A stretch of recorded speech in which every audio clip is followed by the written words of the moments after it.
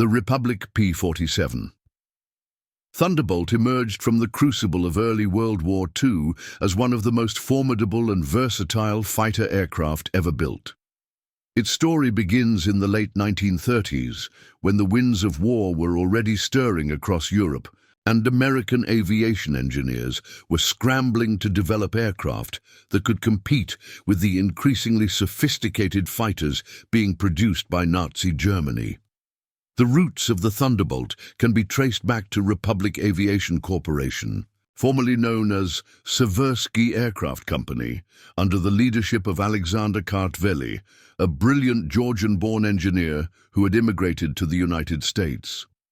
Kartveli understood that future air warfare would demand fighters capable of operating at high altitudes while carrying substantial firepower and armor protection. His vision would ultimately materialize as the largest and heaviest single-engine fighter of World War II.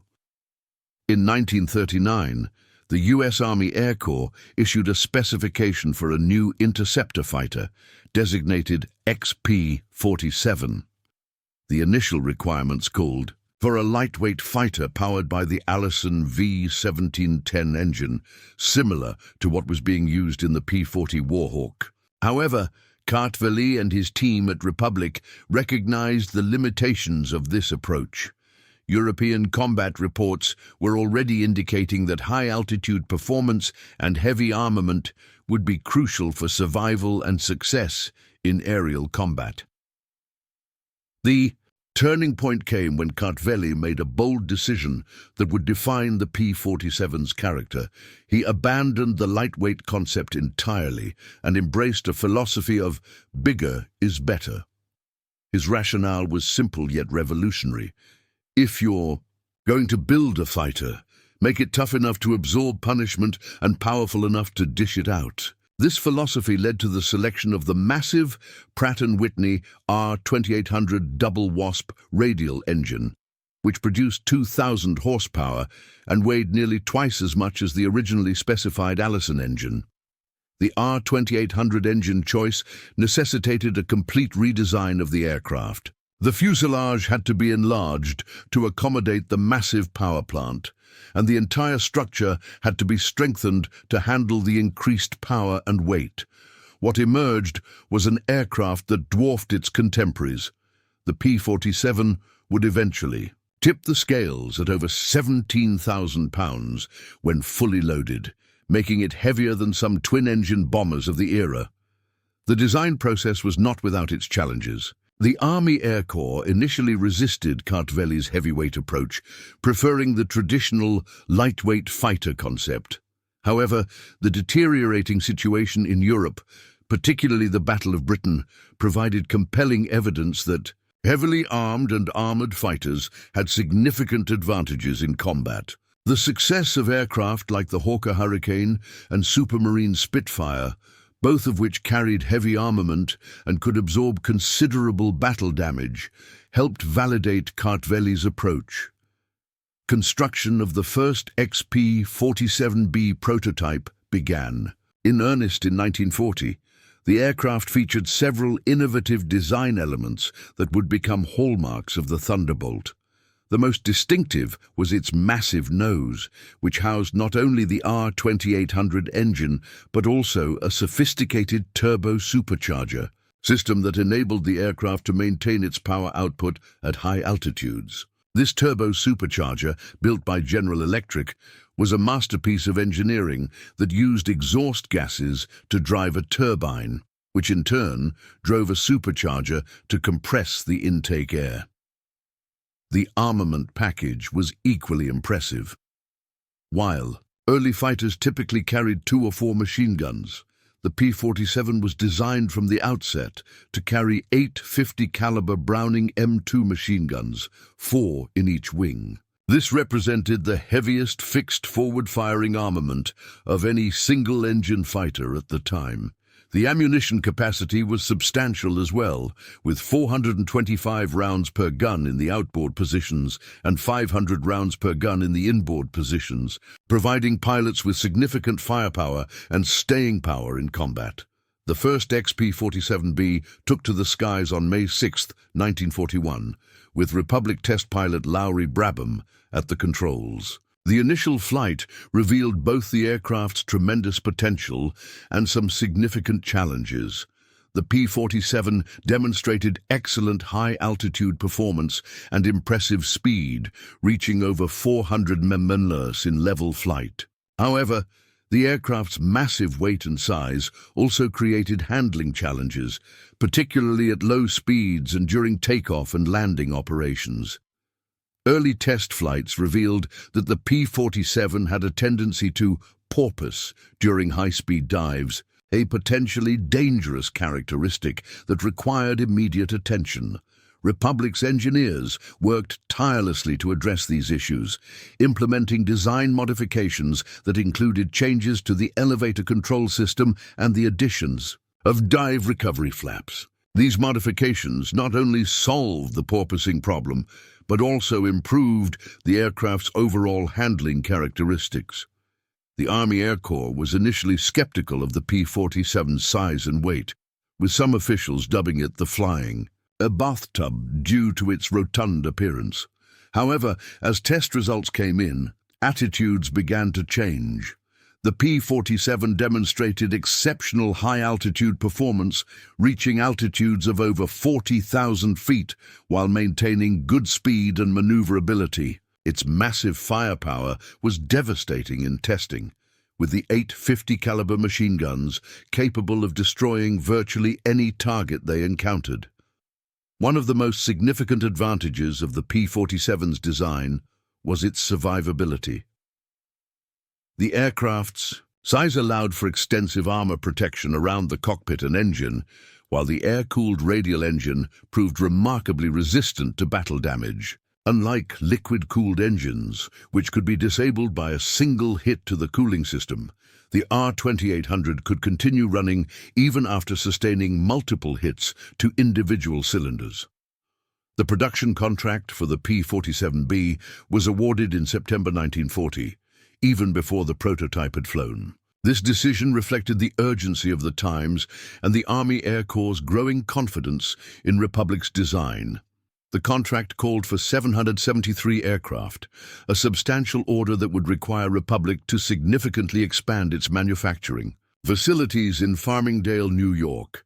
As production began, Republic continued to refine the design. The P-47C introduced a longer fuselage to improve stability and accommodate additional fuel capacity.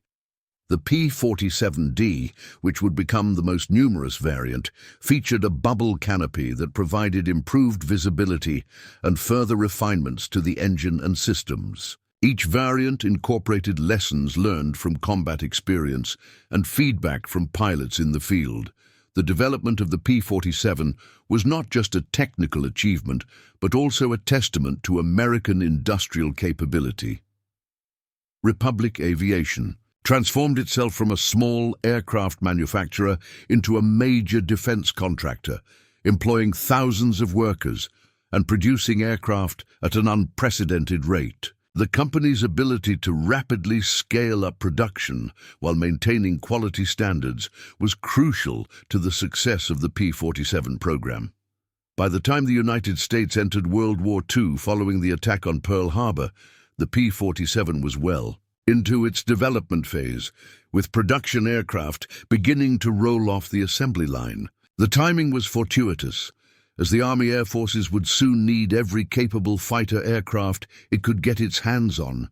The P-47 Thunderbolt was about to embark on a combat career that would establish it as one of the most successful and versatile fighters of World War II. The stage was set for the Thunderbolt to prove itself in combat, and it would not disappoint. From the skies over Europe to the jungles of the Pacific, the P-47 would demonstrate that Kartveli's heavyweight philosophy was not just sound but revolutionary. The aircraft that had been dismissed by some as too big and too heavy would soon prove that in aerial combat, as in many other endeavors, there was indeed no substitute for brute force when properly applied. The P-47 Thunderbolt's combat debut came at a time when the Army Air Forces desperately needed a long-range escort fighter capable of protecting the growing bomber fleets attacking targets deep in Nazi-occupied Europe. The 8th Air Force, based in England, had been suffering devastating losses on unescorted bombing missions, with some raids experiencing casualty rates exceeding 20%. The arrival of the P-47 in the European Theatre of Operations, ETO, in late 1942 marked the beginning of a new chapter in the air war over Europe.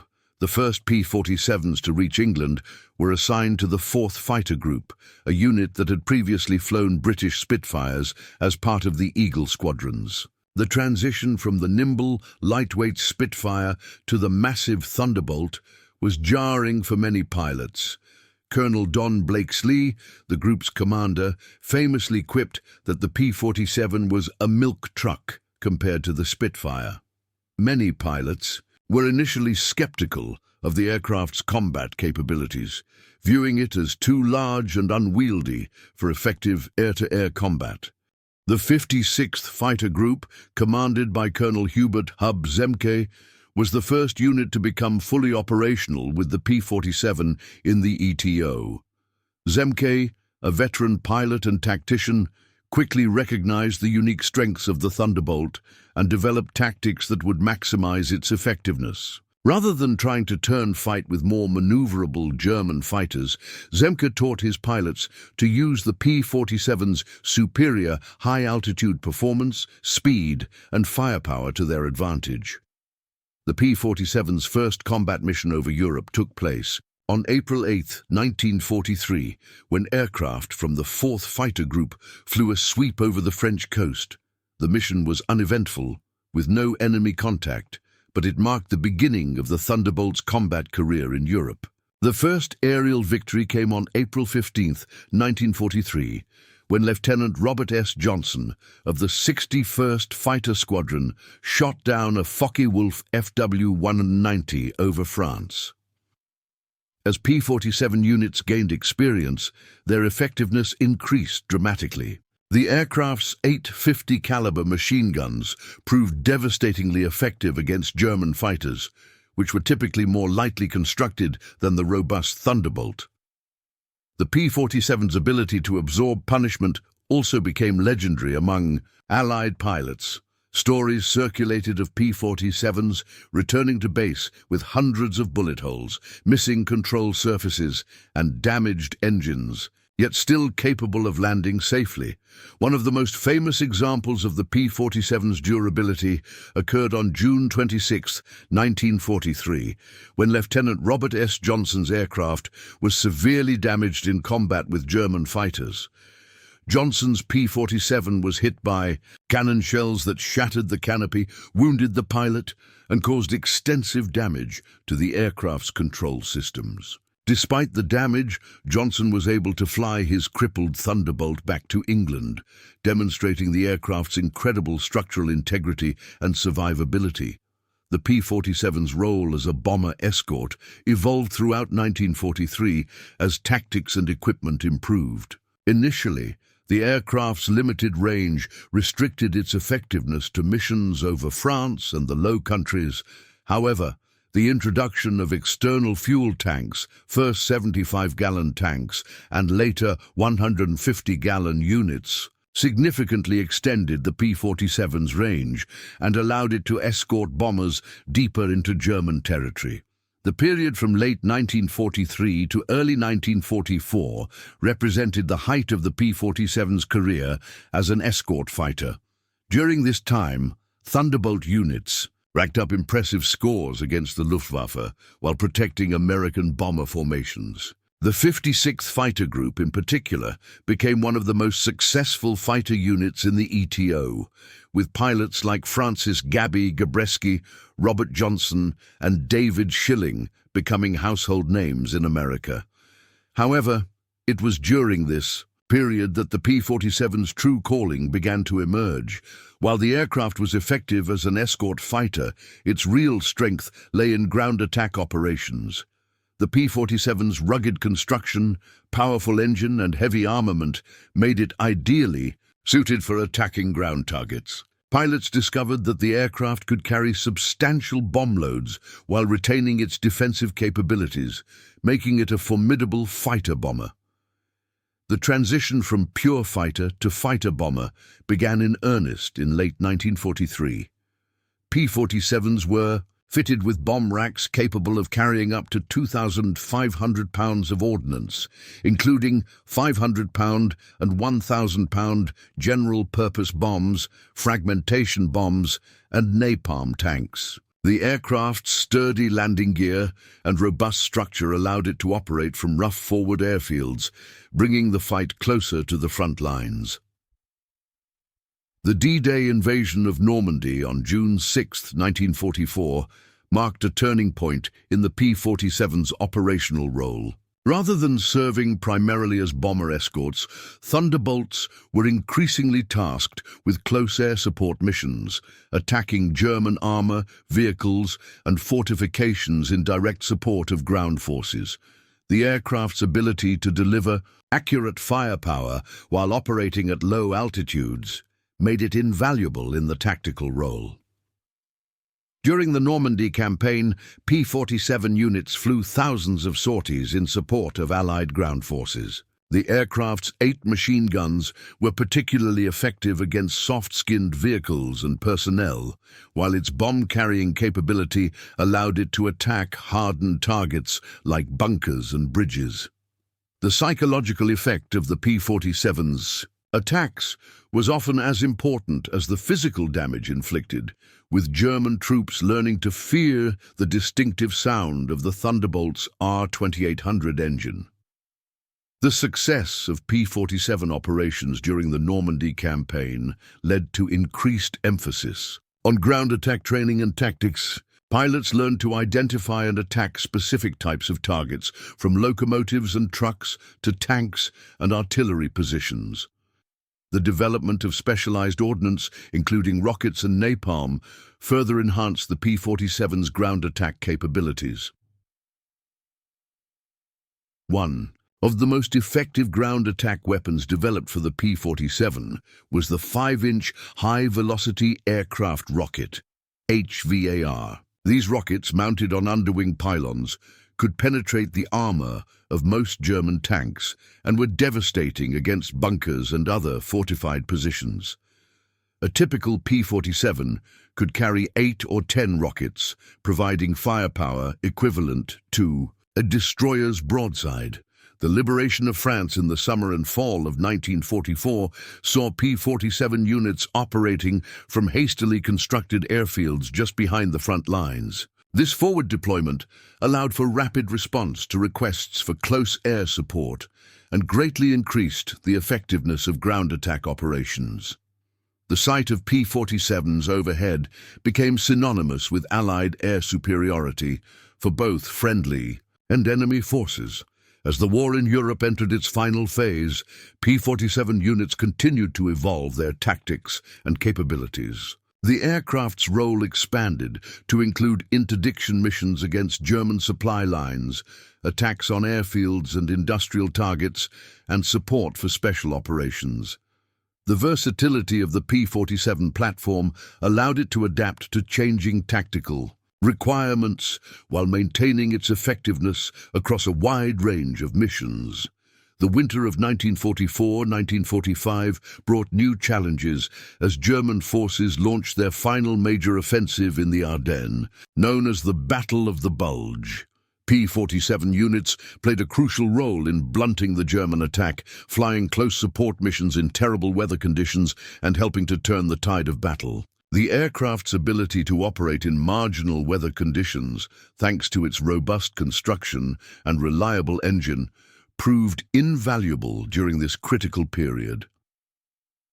By the end of the war in Europe, P-47 units had compiled an impressive combat record. The Thunderbolt had proven itself not only as an effective escort fighter, but as perhaps the finest ground attack aircraft of World War II. Its combination of firepower, survivability, and versatility had made it an indispensable tool in the Allied victory over Nazi Germany. The lessons learned in European combat would prove invaluable as P-47 units prepared for operations in the Pacific theater, where new challenges and opportunities awaited the mighty Thunderbolt. The P-47 Thunderbolt's deployment to the Pacific theater represented a significant departure from its European operations, requiring adaptation to a completely different combat environment. The vast distances, tropical climate, and unique tactical challenges of the Pacific War would test the Thunderbolt's versatility and prove its worth as a multi-role combat aircraft. While the P-51 Mustang and P-38 Lightning received much of the attention in Pacific air operations, the P-47's contribution to victory in the Pacific was substantial and often underappreciated. The first P-47s arrived in the Pacific theater in late 1943, initially assigned to the 13th Air Force operating in the Solomon Islands. The transition from European to Pacific operations required significant modifications to both aircraft and tactics. The tropical environment posed unique challenges, including high humidity, salt air corrosion, and the need for extended overwater flights. Republic Aviation and field maintenance units worked together to develop tropical modifications that included improved corrosion protection, enhanced air filtration systems, and modifications to the engine cooling system to handle the extreme heat. The 318th Fighter Group was among the first P-47 units to see combat in the Pacific, beginning operations from Henderson Field on Guadalcanal in February 1944. The unit's initial missions focused on bomber escort and fighter sweeps against Japanese positions in the northern Solomons and the Bismarck Archipelago. However, it quickly became apparent that the P-47's greatest value in the Pacific would be in ground attack and close air support roles, just as it had proven in Europe. The nature of Pacific combat differed significantly from European operations. Rather than the large-scale bomber formations and massed fighter battles common over Europe, Pacific operations typically involved smaller formations attacking specific tactical targets. Japanese forces had learned to disperse and camouflage their positions effectively, making them difficult targets for conventional bombing attacks. The P-47's ability to conduct low-level strafing attacks with its .850 caliber machine guns proved ideally suited to this environment. One of the P-47's most significant advantages in the Pacific was its ability to operate from rough, forward airstrips carved out of jungle terrain.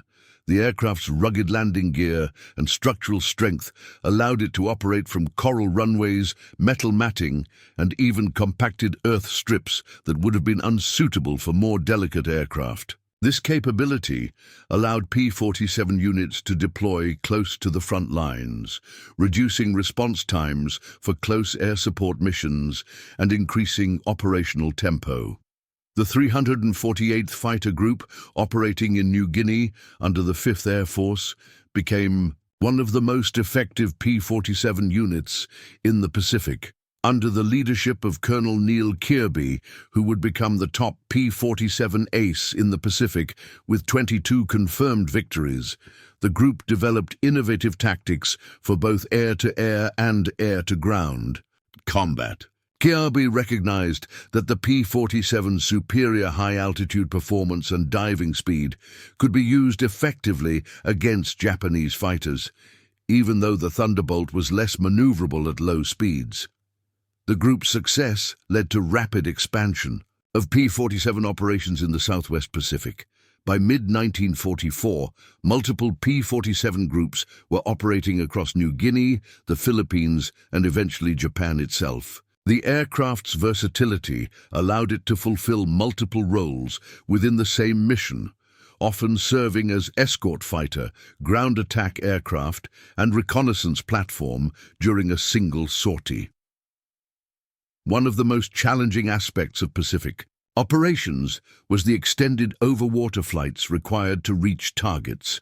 Unlike European operations, where emergency landing fields were relatively common, Pacific missions often involved flights of several hundred miles over open ocean. The P-47's reliability and the dependability of its R-2800 engine proved crucial in these conditions. Pilots developed great confidence in their aircraft's ability to bring them home, even when damaged or operating on a single engine bank. The P-47's ground attack capabilities were particularly valuable during the Philippines campaign in 1944-1945. Japanese forces had constructed extensive defensive positions throughout the islands, including concrete bunkers, cave complexes, and camouflaged artillery positions. The P-47's ability to carry a variety of ordnance, including bombs, rockets, and napalm, made it an effective weapon against these fortified positions. The aircraft's armor protection allowed pilots to conduct low-level attacks with relative safety, even in the face of intense anti-aircraft fire. During the Battle of Luzon, P-47 units flew hundreds of close air support sorties in direct support of advancing American ground forces. The aircraft's 8 machine guns were particularly effective against Japanese troops attempting to move between positions, while its bomb-carrying capability allowed it to attack specific strongpoints identified by forward air controllers. The development of improved air-to-ground communication systems allowed P-47 pilots to respond quickly to requests for fire support, often arriving over target areas within minutes of being called. The P-47's effectiveness in the ground attack role led to the development of specialized tactics and ordnance for Pacific operations. Napalm proved particularly effective in the jungle environment, clearing vegetation and destroying concealed positions that were difficult to attack with conventional weapons. The P-47's ability to carry multiple napalm tanks while retaining its defensive armament made it an ideal platform for this type of attack. Rocket armament also proved highly effective in Pacific operations. The 5-inch HVAR rockets that had been successful in Europe were equally valuable against Japanese bunkers and caves.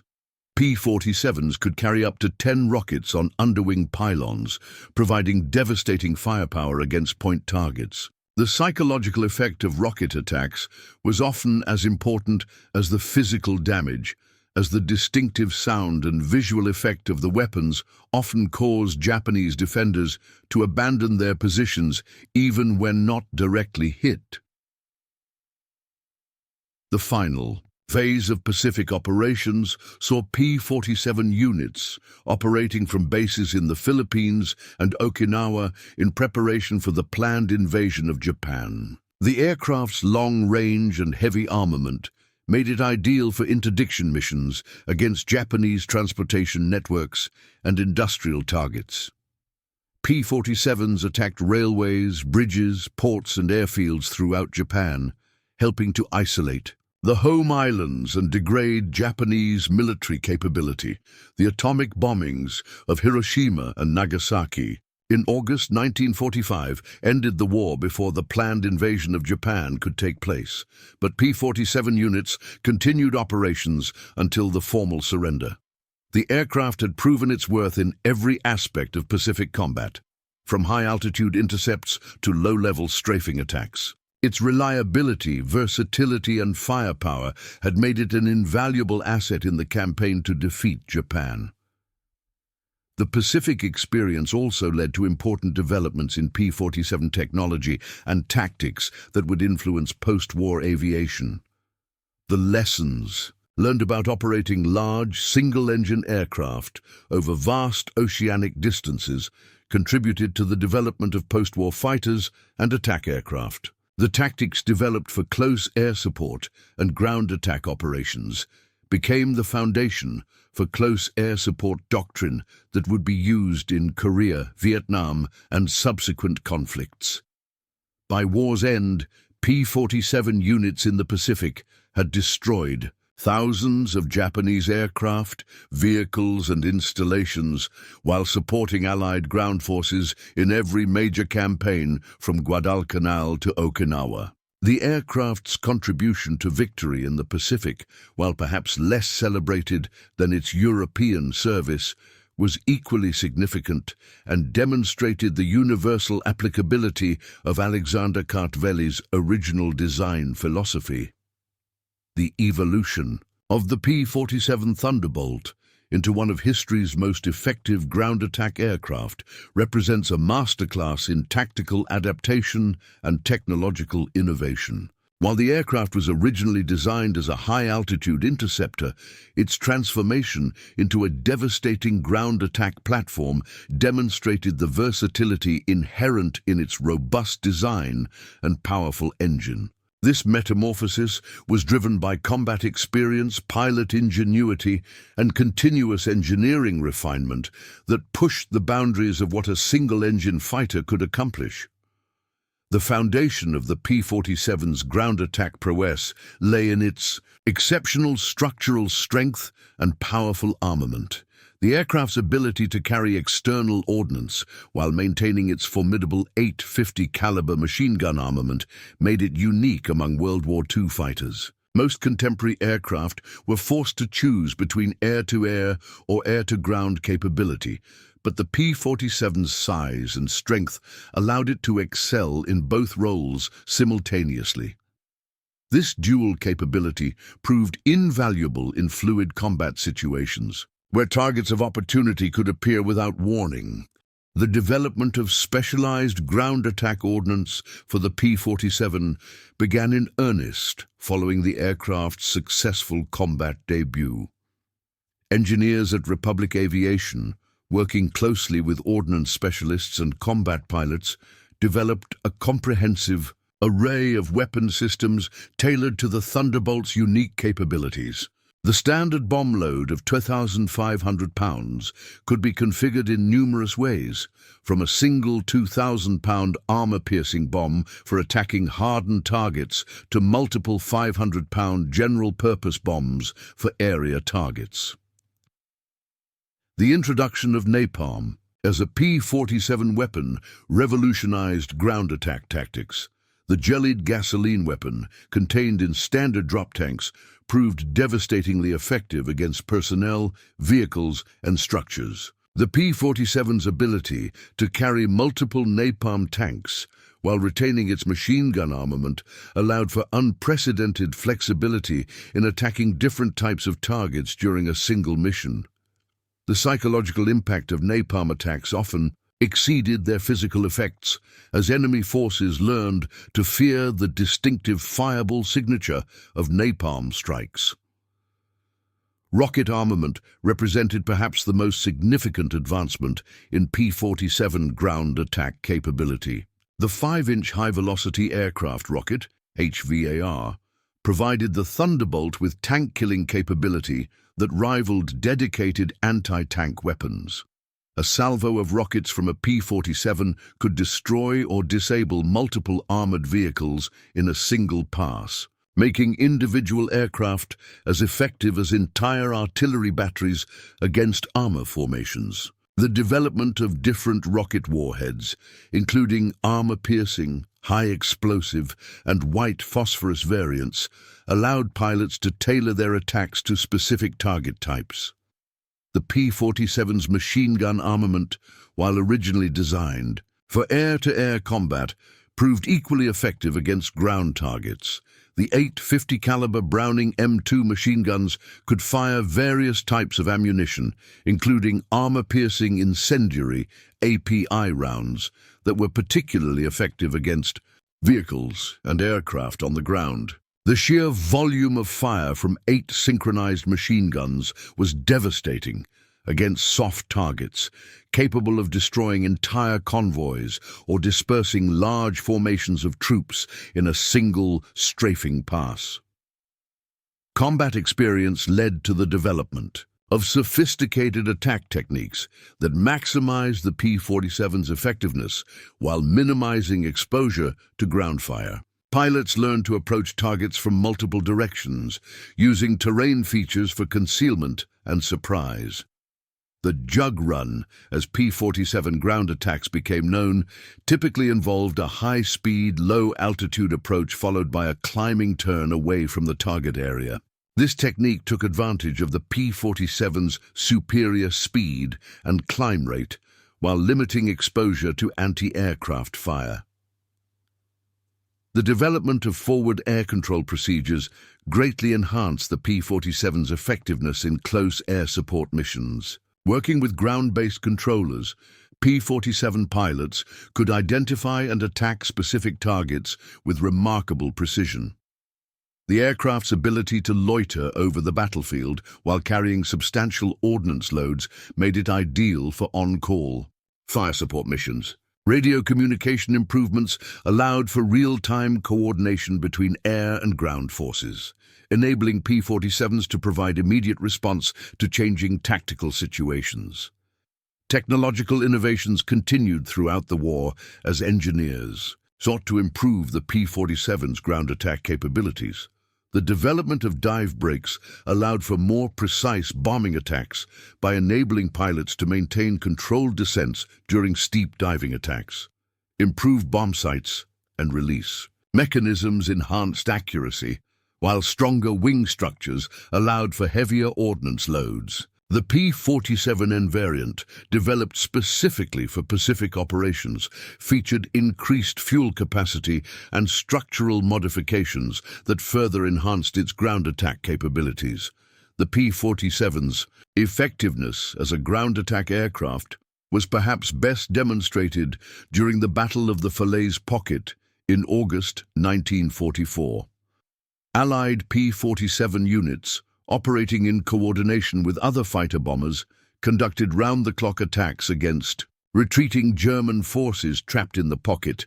The concentrated firepower of multiple P-47 squadrons destroyed thousands of vehicles, including tanks, trucks, and artillery pieces, effectively eliminating entire German divisions as fighting units. The carnage was so complete that the area became known as the Death Trap among German survivors. Similar devastating effectiveness was demonstrated during the Battle of the Bulge, where P-47s played a crucial role in stopping the German winter offensive of 1944. Operating in difficult weather conditions that grounded many other aircraft, P-47s continued to provide close air support to embattled American ground forces. The aircraft's reliability in adverse weather conditions, combined with its heavy firepower, proved decisive in several key engagements during the battle. The P-47's ground attack success led to the development of specialized variants optimized for the role.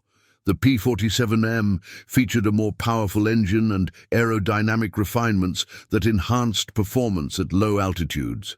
The P-47N incorporated lessons learned from Pacific operations, including increased fuel capacity and structural modifications for extended-range missions. These variants represented the culmination of years of combat experience and technological development. Training programs for P-47 pilots evolved to emphasize ground attack techniques alongside traditional air-to-air combat skills.